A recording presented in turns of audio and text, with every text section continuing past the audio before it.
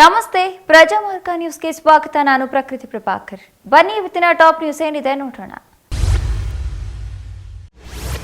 ಅಶ್ಲೀಲ ವಿಡಿಯೋ ಪ್ರಕರಣದಲ್ಲಿ ದೇಶ ಬಿಟ್ಟು ಪರಾರಿಯಾಗಿರುವ ಸಂಸದ ಪ್ರಜ್ವಲ್ ರೇವಣ್ಣಗೆ ಮಾಜಿ ಸಿಎಂ ಎಚ್.ಡಿ. ಕುಮಾರಸ್ವಾಮಿ ಭಾರತಕ್ಕೆ ವಾಪಸ್ಸಾಗುವಂತೆ ಹಲವು ಬಾರಿ ಸೂಚಿಸಿದರೂ ಪ್ರಯೋಜನವಾಗಿಲ್ಲ. ಆದರೆ ಇದೀಗ ಮಾಜಿ ಪ್ರಧಾನಿ ಎಚ್.ಡಿ. ದೇವೇಗೌಡ ಅವರೇ ಅಖಾಡಕ್ಕೆ ಇಳಿದಿದ್ದು ಎಲ್ಲೇ ಇದ್ದರೂ ಕೂಡಲೇ ಭಾರತಕ್ಕೆ ಮರಳುವಂತೆ ಎಚ್ಚರಿಕೆಯನ್ನ ನೀಡಿದ್ದಾರೆ. ಈ ಬಗ್ಗೆ ಜೆಡಿಎಸ್ ಅಧಿಕೃತ ಪ್ರಕಟಣೆ ಹೊರಡಿಸಿದೆ. ಜನರು ನನ್ನ ಮತ್ತು ನನ್ನ ಕುಟುಂಬದವರ ಕುರಿತಾಗಿ ಅತ್ಯಂತ ಅವಹೇಳನಕಾರಿಯಾಗಿ ಮಾತನಾಡುತ್ತಿದ್ದಾರೆ. ನೀನು ತಪ್ಪು ಮಾಡಿದ್ದರೆ ಅದನ್ನ ನ್ಯಾಯಾಲಯ ತೀರ್ಮಾನಿಸುತ್ತದೆ. ಹೀಗಾಗಿ ಎಲ್ಲೇ ಇದ್ದರೂ ಭಾರತಕ್ಕೆ ಬಂದು ಪೊಲೀಸರ ಮುಂದೆ ಶರಣಾಗುವಂತೆ ಸೂಚಿಸಿದ್ದಾರೆ.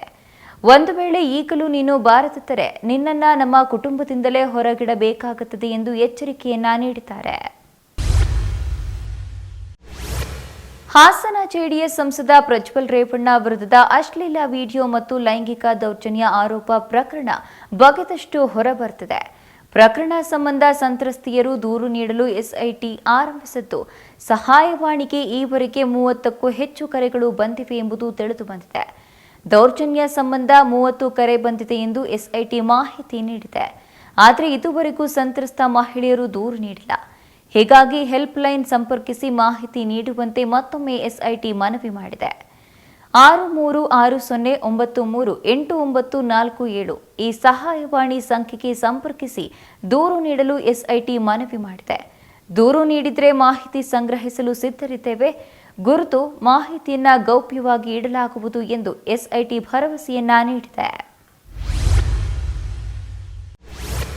ಹಾಸನ ಜೆಡಿಎಸ್ ಸಂಸದ ಪ್ರಜ್ವಲ್ ರೇವಣ್ಣ ರಾಜತಾಂತ್ರಿಕ ಪಾಸ್ಪೋರ್ಟ್ ರದ್ದತಿ ಪ್ರಕ್ರಿಯೆಗೆ ಚಾಲನೆ ನೀಡಲಾಗಿದೆ ಎಂದು ವಿದೇಶಾಂಗ ಸಚಿವಾಲಯದ ಮೂಲಗಳಿಂದ ತಿಳಿದುಬಂದಿದೆ. ಕರ್ನಾಟಕ ಸರ್ಕಾರದ ಮನವಿಯ ಬೆನ್ನಲ್ಲೇ ವಿದೇಶಾಂಗ ಸಚಿವಾಲಯ ಪ್ರತಿಕ್ರಿಯಿಸಿದ್ದು, ಎಸ್ಐಟಿಯಿಂದ ಪ್ರಜ್ವಲ್ ರೇವಣ್ಣ ಪಾಸ್ಪೋರ್ಟ್ ರದ್ದತಿಗೆ ಮನವಿ ಬಂದಿದೆ. ಹೀಗಾಗಿ ಪಾಸ್ಪೋರ್ಟ್ ರದ್ದತಿಗೆ ಕ್ರಮ ಕೈಗೊಳ್ಳಲಾಗುತ್ತಿದ್ದು, ಕೆಲವೊಂದು ದಾಖಲೆಗಳ ಪರಿಶೀಲನೆ ನಡೆಯುತ್ತಿದೆ ಎಂದು ತಿಳಿಸಿದೆ.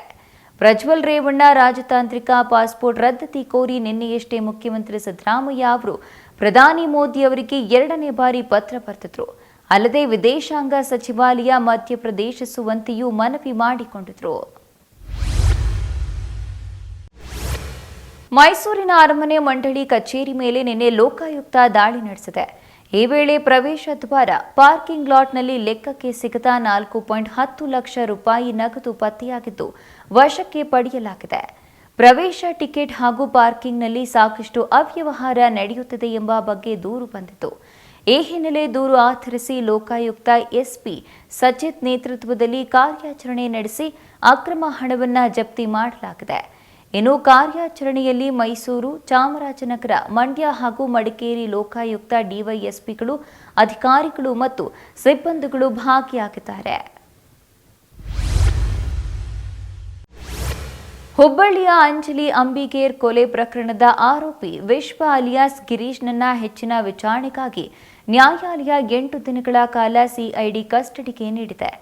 ಪ್ರಕರಣ ತನಿಖೆ ನಡೆಸುತ್ತಿರುವ ಸಿಐಡಿ ಅಧಿಕಾರಿಗಳು ಆರೋಪಿ ಗಿರೀಶ್ನನ್ನ ಇಂದು ಹುಬ್ಬಳ್ಳಿಯ ಜೆಎಂಎಫ್ಸಿ ಕೋರ್ಟ್ಗೆ ಹಾಜರುಪಡಿಸಿದ್ದು 15 ದಿನ ಕಸ್ಟಡಿಗೆ ನೀಡುವಂತೆ ಮನವಿ ಮಾಡಿದರು.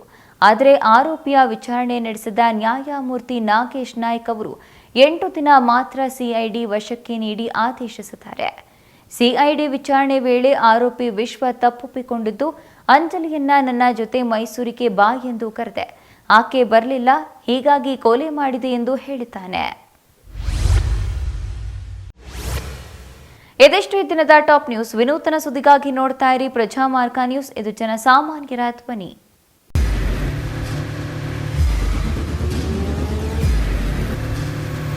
ಪ್ರಜಾಮಾರ್ಗ ನ್ಯೂಸ್, ಇದು ಜನಸಾಮಾನ್ಯರ ಧ್ವನಿ. ನಮಸ್ಕಾರ. ನೀವು ನೋಡ್ತಾ ಇದ್ದೀರಾ ಪ್ರಜಾಮಾರ್ಗ ನ್ಯೂಸ್. ರಾಷ್ಟ್ರದ, ರಾಜ್ಯದ, ರಾಜಕೀಯದ ಬಗ್ಗೆ ಹೆಚ್ಚಿನ ಸಿನಿಮಾ ಅಪ್ಡೇಟ್ಗಳಿಗಾಗಿ ಫಸ್ಟ್ ಲೈಕ್ ಮಾಡಿ, ಸಬ್ಸ್ಕ್ರೈಬ್ ಆಗಿ, ಹಾಗೆ ಫಾಲೋ ಕೂಡ ಮಾಡಬೇಕು.